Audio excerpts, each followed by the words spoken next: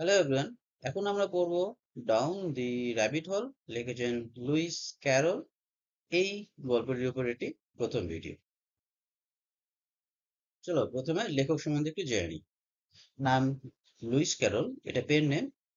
এটা লুইস ক্যারলের ছবি। অরিজিনাল নেম হচ্ছে চার্লস লাডউইচ ডডসন, আর পেন নেম হচ্ছে Lewis Carroll. Better known by his pen name Lewis Carroll was an English author, poet, mathematician, photographer, and reluctant Anglican deacon. Deacon means judge. চলো এবার লেখকের biography সম্বন্ধে একটু জেনে নিই।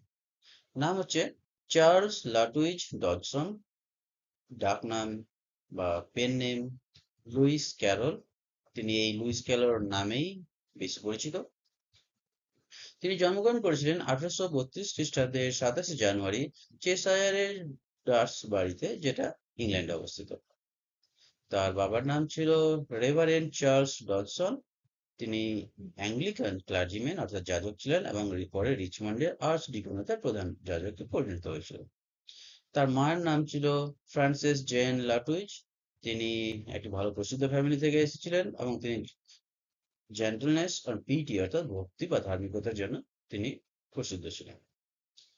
তার জাতীয়তা অর্থাৎ ন্যাশনালিটি ব্রিটিশ। এবার লেখকের শিক্ষা জীবন সম্বন্ধে জানি। 1846 খ্রিস্টাব্দে লুইস ক্যারল ভর্তি হন রাগবি স্কুলে এবং তিনি গ্র্যাজুয়েশন কমপ্লিট করেন Oxford university Christ church college থেকে। গ্র্যাজুয়েশন কমপ্লিট করার পর তিনি সেই কলেজেই থেকে যান ছাত্রদের পড়ানোর জন্য। তার উল্লেখযোগ্য রচনাগুলোর মধ্যে অ্যালিস অ্যাডভেঞ্চার ইন ওয়ান্ডারল্যান্ড এক নভেল, যেটি প্রকাশিত হয়েছিল 1865 খ্রিস্টাব্দে, এবং এই নভেলেরই প্রথম অধ্যায় ডাউন দি র্যাবিট হোল, যেটা আমাদের text. Through the looking glass প্রকাশিত হয়েছিল 1871 খ্রিস্টাব্দে।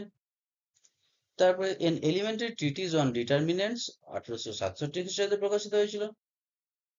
তারপরে Euclid and his modern rivals 1879 খ্রিস্টাব্দে প্রকাশিত হয়েছিল।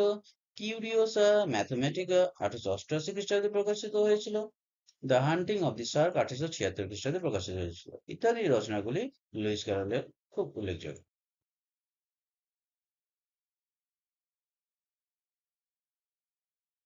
ওকে, এবার লুইস ক্যারলের পুরস্কার সম্বন্ধে জেনে নিন। লুইস ক্যারলের বিখ্যাত রচনা Alice on adventures in Wonderland, যেটা 1865 খ্রিস্টাব্দে প্রকাশিত হয়েছিল, and through the looking glass 1871 খ্রিস্টাব্দে যেটা প্রকাশিত হয়েছিল। এই দুটি গ্রন্থ তারকে খুব জনপ্রিয় করেছিল, কিন্তু তিনি বুকার প্রাইজ বা নোবেল প্রাইজ কোনোটাই পাননি, কারণ সেই সময় তাদের অস্তিত্বই ছিল না। তবে তিনি ক্রাইস্ট চার্চ কলেজের ফেলোশিপ পেয়েছিলেন, এবং যেটা শিক্ষাক্ষেত্রে একটি গণ্যমান্য